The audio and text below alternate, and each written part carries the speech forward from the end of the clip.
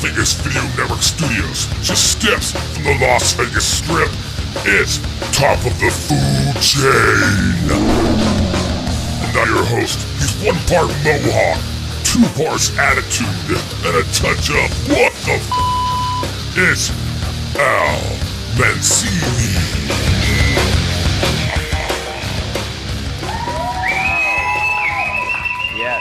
Thank you. Welcome to Top of the Food Chain. I'm your host, Al Mancini. Feeling so damn good about today's show, I'm not even going to make an opening joke. You are at Top of the Food Chain here at the Vegas Video Network, where we teach you everything you need to know about food and a lot of things that you really don't, but it makes it a lot more fun to enjoy it. And again, we're at the Vegas Video Network, one of the coolest networks here in Las Vegas. Cool network, man. Got all kinds of shows here, but this, of course, is the most fun because we got TV stars, we got chefs, we got farmers, we got anything. And, you know, everybody eats. So we've got something for you, absolutely. If you're watching us live, I want to let you know that you can shoot us any questions you want. And by the way, this is the kind of farewell, not farewell for good, but the farewell for this season appearance of Chef Vic Vegas. I know he's got a ton of fans out there.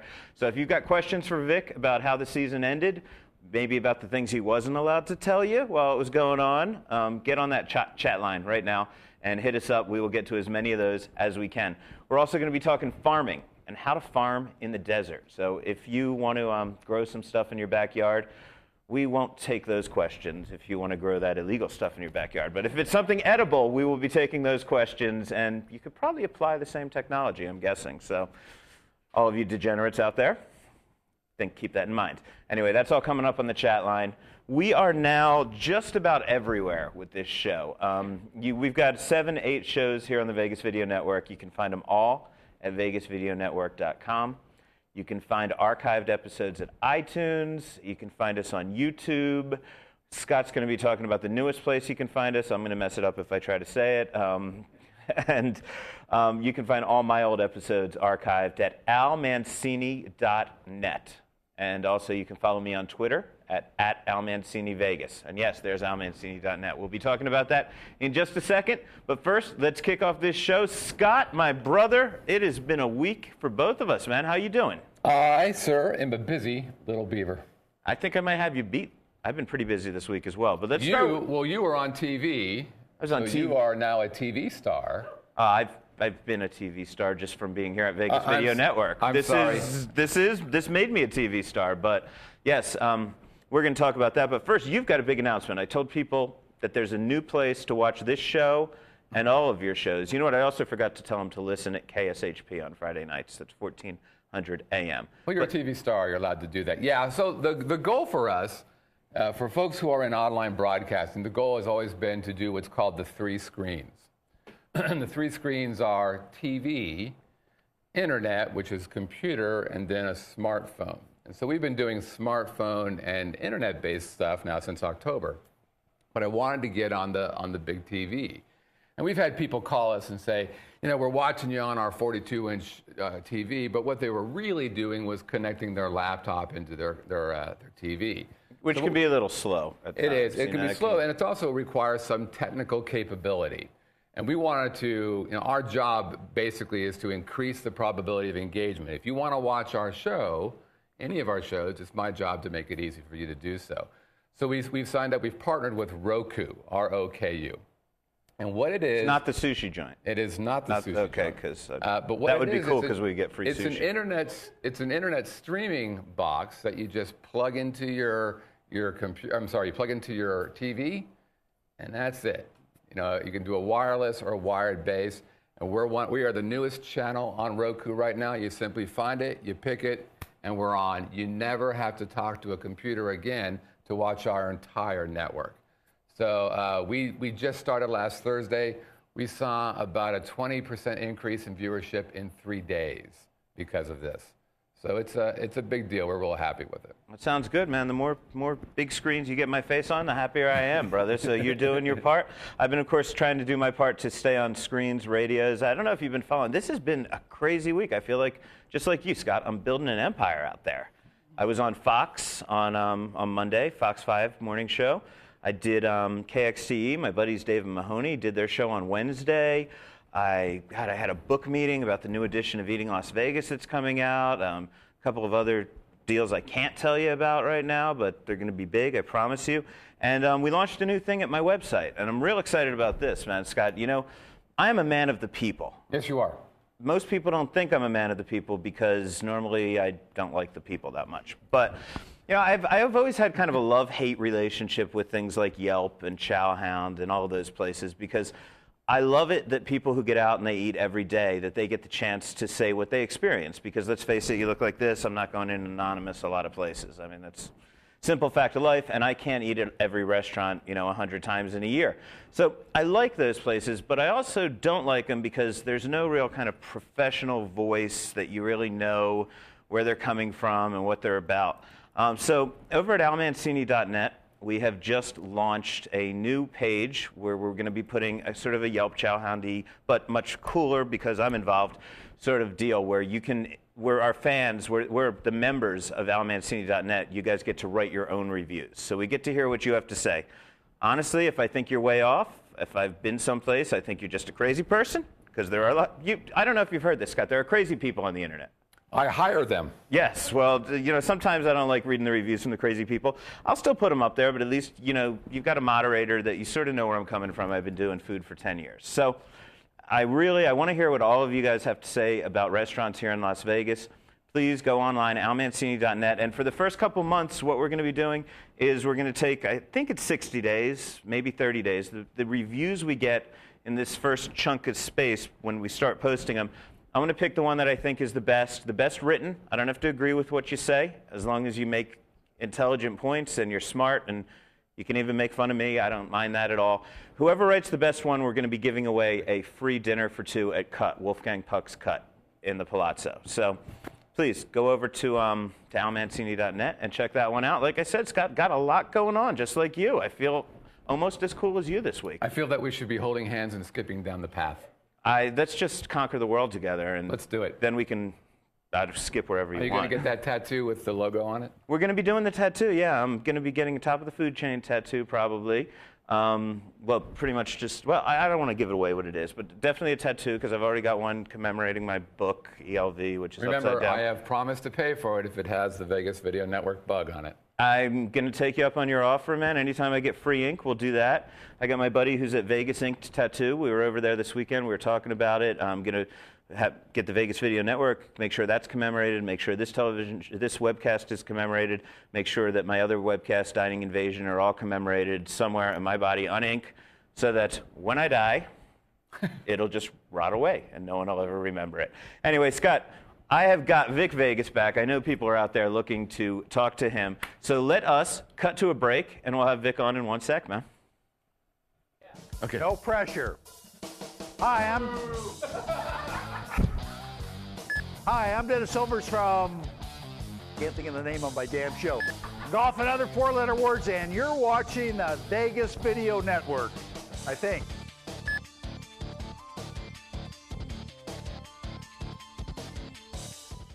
And we are back. I'm Al Mancini at top of the food chain at the Vegas Video Network. And I used to think all those ads looked really silly until I saw my own ad, and it looked even worse. So check out the other Vegas Video Network shows, and you get to see how bad I look during those ads. Anyway, in the meantime, here he is, the man, Vic Vegas. You have been following him all season, of course, on Food Network Star, even before it was called Food Network Star. And you've been following him even before that here at Top of the Food Chain. And Vic, man, you did a hell of a job. Thank you. You came in third, but you made it to the finals. I tell you, you were probably one of the classiest eliminations I've ever seen on a show like this ever, man. You were, I mean, and everyone just seemed to talk about how far you came this season, man. It was amazing. It is an honor, brother. It's been a mission of mine for years to even make it on that show, and you know, it's a matter of fighting till the end, you know, and that's what I did. And the odds were put against me, obviously, with almost getting eliminated after the first and second week, making it to the finals. You know, even though I didn't win, you know, I still feel like a winner in my own book. So I think you're, not to be sad, I don't want to get all sappy, but I think you are honestly a winner in the book of everybody who's been watching you this season, except a few people who say mean things about you online. They tell you to put your arms down. Have you read all those complaints? Oh, come on, man. If you can't, like, hey, I read my own insults on the air, so, you know. I know. No, honestly, in all seriousness, man, I mean, I think everybody's really proud. Everybody that knows you, everybody that's just been following you, really, really proud. Everybody in Vegas should be proud to have had you represent in Vegas. Absolutely, man. And now you get to take the sweater vest off. Now I get to take the sweater vest off. You know, once in a while I like to put the sweater vest on. It kind of makes me very mama's boyish. Yeah. But now it's all coming together on exactly, you know, the character that developed, on what he's going to be, and everybody will see soon. But it's pretty much going to be Vic Vegas, Moe, the mama's boy from Vegas, you know. Right. So we're going to kind of condense that into one name. Well, we got questions, and we want to go into the future, but I want to talk to people out there because the winner was Jeff, okay? And Jeff, I got to say, did really well. I didn't like him from the beginning, and I think he really came strong the last couple weeks. And I would watch that show. I really would. But the funny thing is, the reason I said, how could this guy do it? Because he's the sandwich king. I mean, that's his shtick, right? I'm like, this is the Food Network, home of great chefs, and this guy's going to be the sandwich king. And his motto, if you've been watching the show, is make every meal into a sandwich and every sandwich into a meal. Food Network people out there, I'm supporting you. I love you, but I don't want to break it to you. That's not a motto for a show.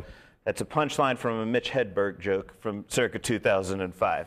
Not quite, but the late, great Mitch Hedberg once said, and I had to write this one down, I eat a lot of sandwiches, and sometimes I don't want a sandwich. That's when I realized that everything's a sandwich. Like, I ordered a salad, and they brought me a plate with lettuce, cheese, bacon bits, and croutons. That's a sandwich, some assembly required. That's pretty much what Jeff did all season long, right? He interpreted that Mitch Hedberg joke. You know what? Jeff is a comedian of his own sort. Well, that's what I'm saying. He's done stand-up comedy. I wonder if he and Mitch ever shared a stage. You know, I don't know, but I got to tell you, man, it's called the Food Network, and when you think of food, come on now, one of the first few things you think of is sandwich. And somebody had to capitalize off the sandwich thing because it's such a, you know, accessible thing to everybody, and, you know, it's time to take the sandwich to the next level. I think you should just have a little clip of Mitch Hedberg at the beginning. The late, great Mitch Hedberg died in 2005. You know, I spent 2 hours online trying to find a clip of that, and I couldn't. I actually called Mitch's publicist today, who I knew from college 25 years ago, to see if he had a clip. I couldn't find it, but I felt, in honor of Jeff, we should put that quote out there. But seriously, congratulations to Jeff. Oh, he did a great job. Congratulations to Jeff, man. Me and Jeff got really close, man, once we moved to New York together on the show, and I think he really deserves the win. I think he's a great guy, and I'm very excited to see the show. So, Scott, what's going on in the chat room, man? Lots going on. First of all, Jeannie wants to know, I think it was Jeannie, stand by. They're actually coming by pretty quickly here. Sorry about that. First of all, apparently you have a lobster salad to die for, and they want to know if you'd post your recipe up online somewhere. Absolutely. First of all, how many times was lobster salad made this season? I think it was probably at least 3 to 4 times people made lobster salad. But at least I got to make it first. And I think you made the best one based on the reaction of the judges. Yeah, I did. I, you know, twisted a little caviar. Kind of did it Vegas style. Nice and petite and fancy and sexy. You know, kind of put the flair on it. We're going to see the recipe online, or we got another source where some of your recipes are going to be showing up? And we could put it on the Vegas Video Network. We could put it on Al Mancini. I will share that recipe with you. No problem. Sounds good. Yes. We'll definitely have that up in a blog on my site very soon. As far as sharing recipes, well, let's take another question first. Yeah, Dana wants to know: are you going to stick with the Mama's Boy, the Vic Vegas? Are you going to combine them? What's the overall plan for your branding? Well, it's like this. It's going to be Vic Vegas, but it's going to be the Mama's Boy. So it's going to be Vic Vegas, the Mama's Boy, and my name is Vic Mo. You know, so it's who I am. I'm everybody. The question is what am I going to be called the most? Because I put it out there now, everybody. I think I'm going to let you all choose. We could have a little online poll. Yeah, we could do a little poll. What should we call Vic?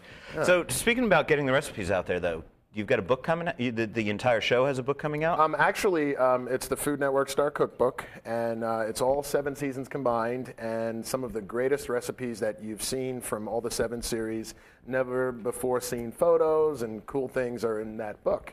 And that's the book that's actually just starting to come out now, and I'm going to be going on a little bit of a tour and, you know, doing the book signings and getting to really, you know, reach out to the people that have been supporting and watching the show. Cool. Scott, what's up next, man? Manny wants to know, is there anywhere that you're working currently in Vegas that they can come check out? Actually, currently right now I'm doing consulting. You know, not really wise to go out and get a job while the series is going on because somebody could say, oh, well, he's looking for a job. Maybe he didn't win the show or, something like that. So right now what I'm doing is since I've been through so much and I've learned through so much, I'm sharing the knowledge with others to help them build their establishments, get them opened or revamp what they already have. Okay. Jackie wants to know, okay, so the show is over. What's going to materialize out of it? Are you going to be getting your own show, do you think, sometime down the future? Well, it's like this, okay? I thought I was ready, and many people thought I was ready before I even went on this show. That's what got me to go do this show. And now I have received the education that I have never had before, and I'm going to incorporate what I've just learned into who I am and where I want to be. And I promise you, you will be seeing Mr. Vic Vegas, the mama's boy, on the network at some point. Yeah, and that's what I got to ask, because you watch this stuff, and I know you can't tell me anything. Maybe you can. Maybe the gag is off right now. Maybe you can break all the rules. But oh boy, I've seen what happens with the guys that have been on the Food Network Star in the past. Is we start seeing you maybe on the real best thing I ever ate, or I start seeing you on any other Food Network, Chopped or a show like that, whatever the shows are, as guests. We gonna see you in that kind of role? I promise you this. We just worked on a project that I can't discuss. It's one of the most watched shows on the Food Network, and it is a competition show, and you will be seeing me and some of the other great ones from season 7 competing against each other up in the next few months, and I will keep everybody posted. And yes, in the previous seasons of the Food Network Star and the next Food Network Star, you always have a winner, but then, the Food Network feels like, hey, you know what, look at the response this individual's gotten. I think we really need to do something with them. So hopefully, if they feel sorry for me, I'll be one of those guys. Or if they want the ratings, maybe. Hey. Scott, next. Judy wants to say hello from the video game reunion people. Oh, what's up? And Michael says, can you come up with an awesome soup recipe using Coca-Cola? Absolutely. Absolutely, because Coca-Cola is one of the main ingredients in the carnitas, the Mexican Coca-Cola, which actually is made with the real sugar. Yeah, we could come up with a nice, rich, like carnita style. Does he actually want one? Is he asking for it right now? You want one, or you want me to come up with one, or? This guy he's pretty persistent, so if you could. Do we got about 5 minutes to No, give dish him a out the couple of recipe? just key ingredients that you would hit him with. Okay, take your meat, sear it. Okay, right as it's starting to get really brown, pour the whole bottle of Coca-Cola in there. Let the Coca-Cola come down, and then I'd say add a little bit of red wine. Let that come down a little bit. And I wouldn't go with a cream base. I'd throw some beef broth in there, or some, a little more pork fat to make it fatty. Some type of a broth, pork broth, beef broth, vegetable broth if you want. And kind of reduce that and make like a Coca-Cola type beef base broth soup, and then throw a little bit of ditalini pasta in there, a little bit of Parmesan cheese, and it's kind of like Mama's old beef soup, but instead of just beef, it's Coca-Cola and beef. Yeah, and I got to tell people, or pork or whatever. Vic's totally right. You got to use the Mexican Coca-Cola. Got to use the Mexican Coca-Cola. No substitution for the real cane sugar. I mean, I'd rather drink it. It comes in little bottles, and they cost twice as much, but 10 times better. It's the best stuff in the world. Yeah, it's really, really good. Next. No? You forgot to turn the little green light off, Scott, man. You're so overwhelmed. Well, I mean, Vic, I don't know what else. You talked about the book tour. I mean, we want to know everything that you're going to be doing. But book tour, when do you hit the road? And how many cities are you going to be hitting? I'm hitting the road next week. I'm probably going to go to 3 or 4 different cities. We got to kind of even it up between the other people that worked really hard on that show. Mr. Jeff will be at all of them, and I will be at a good amount of them, and Susie will be there. I'm actually going to go see Jeff in Philly next week, and then Chicago the week after, and we're going to greet our people that have been sticking by our side and supporting us. Is there on the Food Network website they can find a list of where you're going to be making appearances? Not necessarily sure about that, but if you go online, you will find out. Pretty much, you know how to Google it when you want to find something.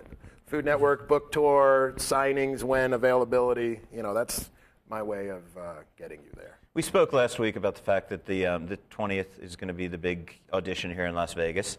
So, man, you've been through it. I think the answer is obvious, but would you recommend people going through it, even at the risk of not making it? I mean, you went through it 4 years when you didn't make it. Was it worth? Is the final payoff worth it, man? It is worth it. I feel so great right now. It took me so many years to get here, and I made so many sacrifices. If you know me personally, You watched me make the ultimate sacrifices to literally get to this point. That's why I was going to hang on and not go home even after the first 2 weeks. But I definitely recommend, pointing to the outfield and taking that swing, because if you hit that ball with a full swing, it's going over. We're really fortunate tonight. We've got Vic's kids here with us, which is great to be able to meet them for the first time. How cut off are you from your family? Because I see Susie making phone calls home from time to time.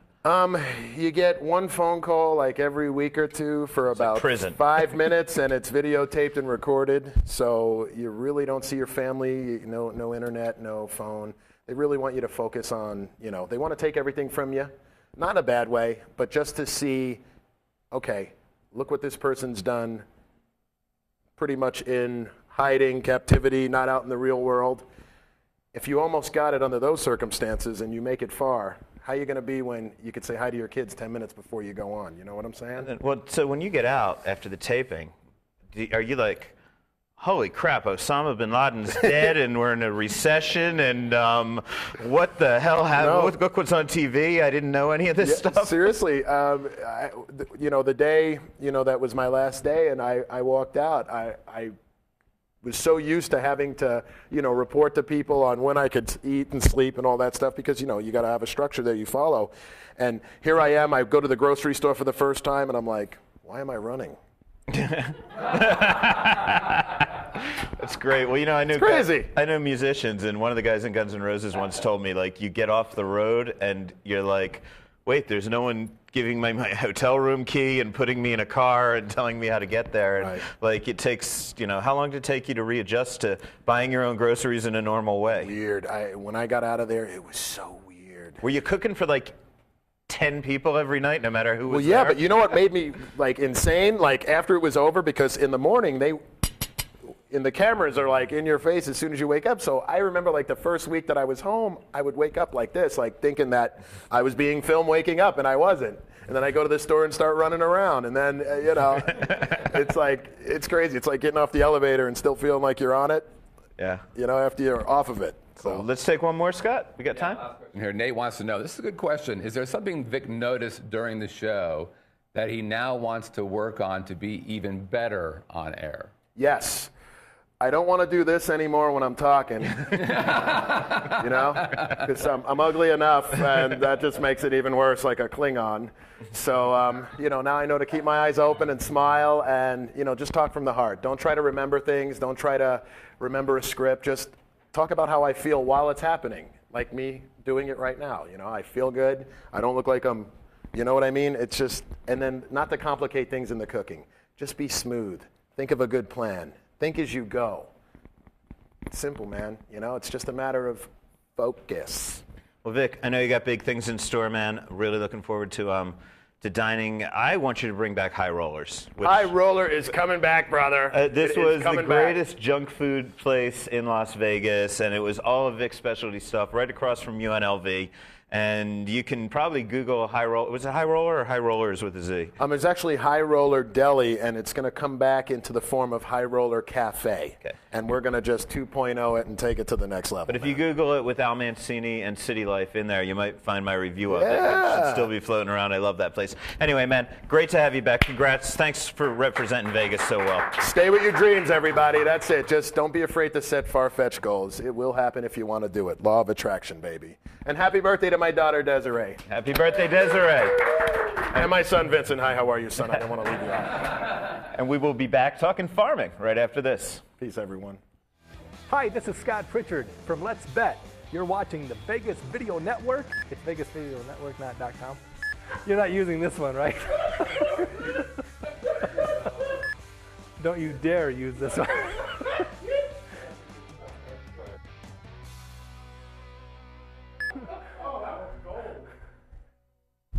And we're back on the Vegas Video Network. I'm Al Mancini, and you are at top of the food chain. Talk about a change of pace. We're going from lights, camera, action, over the top to one of the other great ends of the spectrum when it comes to food, and that is the ability to grow your own food and to actually get in touch with the earth and things that you eat. I've spoken about it here when we've chatted about farmers markets, and what we always chat about is the fact that you can grow food in the desert. but I don't know how to tell you to do it because I can't even grow food in normal places, let alone the desert.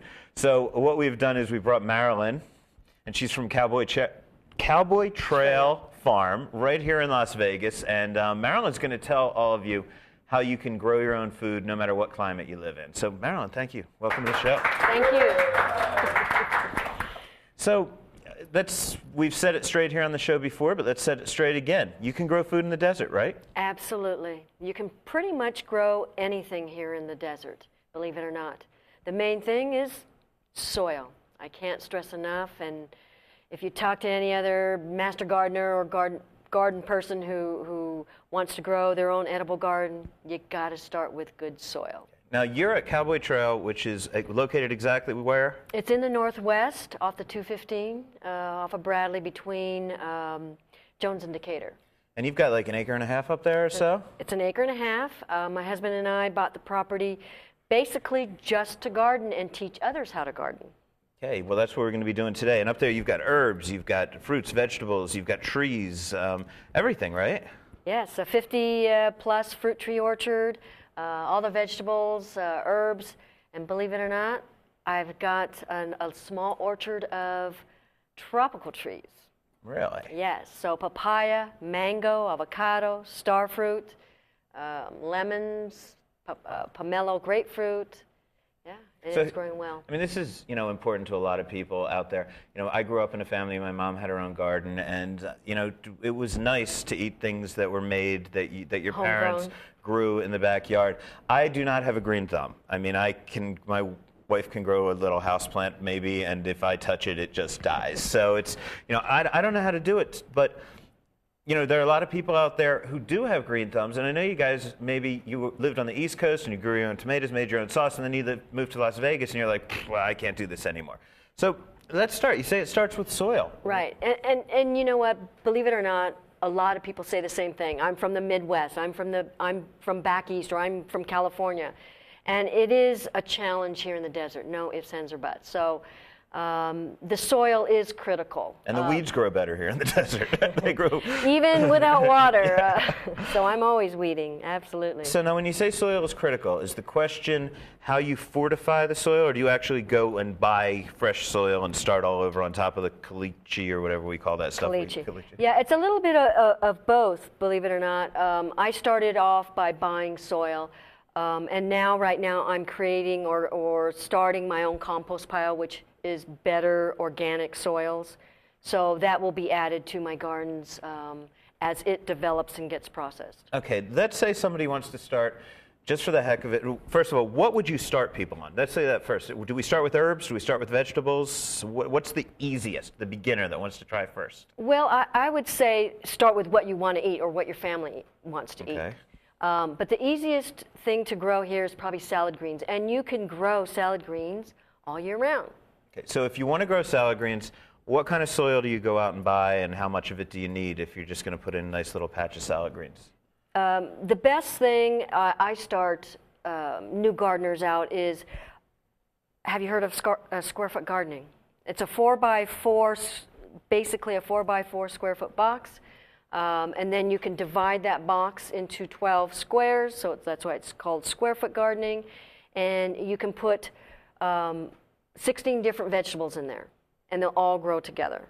And you buy these boxes, or you build them? Or you can build them yourself. Okay. Yep. 2x6 by 4 foot pieces of wood, screw them together, and start your garden. Fill it with some decent soil. Amend it with a little bit of your own native soil in your yard. Make sure it's watered well, and then plant your seeds or transplants. Scott, apparently a lot of people out there want to do some gardening. What are they saying? We do. Sally wants to know which vegetables and fruits thrive in desert conditions. Well, again, pretty much anything can thrive. Tomatoes obviously are our favorite, and actually tomatoes grow real well. They're probably one of the hardiest tomatoes that can grow. Anywhere. Believe it or not, a lot of people say, well, it's hard to grow tomatoes, but it's actually very easy to grow. We're just coming out of tomato season, right? We are, and then as soon as it cools off again, actually, if you do have tomatoes in, which I do, it is pretty much the end, and then as it cools down or cools back up, in September, October, then they'll start coming back or start a new crop of tomatoes. Scott, another one? Yeah, Doug says that his wife uses earth boxes. Have you heard of those before? Yes, it's a very good way to start. They are it's all of a complete garden box, so it is a good way to start. Okay, Absolutely. as a non-farmer or non-gardener even, we live in a, this may seem like a silly question, but I believe there are no silly questions. We live in a town where we're under very strict watering rules. How often you can water, how many days a week, how many minutes you can water. How do you adjust that irrigation situation and those restrictions to keeping these crops watered? Well, believe it or not, if you water evenly and on, well, probably on a drip system, you really aren't going to use as much water as you think. Okay, so you're kind of on a drip system that goes 24/7 with your box, or? Well, no. You're gonna set your time either once a day or twice a day, depending on how much you're growing, and water deep, and then you don't have to water as often. Okay. And watering deep, just to explain, is that you're going to water a little bit longer, so the water goes deep to the roots, and then it stays moist longer. And in these boxes that you talk about setting up, again, just get back to basics. How deep should the soil be? Minimum 8 inches. Okay. 12 inches would be best. Okay. And we have another question from the audience. Scott. Yes, Sally's asking a question, and I hope this is not a joke, but do topsy-turvies work? Topsy-turvy. Yeah, you have to explain what that means. Topsy-turvy is a product that someone developed, and actually it's a upside-down growing system. So mainly it's tomatoes, and what it is that it's a box that hangs from the ceiling or wherever, and the tomato or plant grows upside down. So in essence, you're watering from the top where the soil is, and it drips down into the roots that way. But it dries much faster. To be honest with you, You're not a fan? I'm not a fan. Sounds like hydroponics, but I've only seen them in a museum in Amsterdam, and what they were growing was not something I'm going to recommend people grow in their backyard. But that would be fun, though. yeah, well, A good cash crop. yeah, it would be a good cash crop, but don't tell the police we told you that, okay? Oh man, Scott, yeah, we're getting you in trouble. You're the corporate owner of this thing. That's right. First of all, for those of you who are looking for medicinal marijuana, apparently we know where to go now. Jackie says, I have a tough time figuring out how much to water a plant. How do you figure out the right amount of water when it comes to watering plants? Well, actually, you can buy a meter. There is a moisture meter that you can test the moisture in your soil. So that's a good way.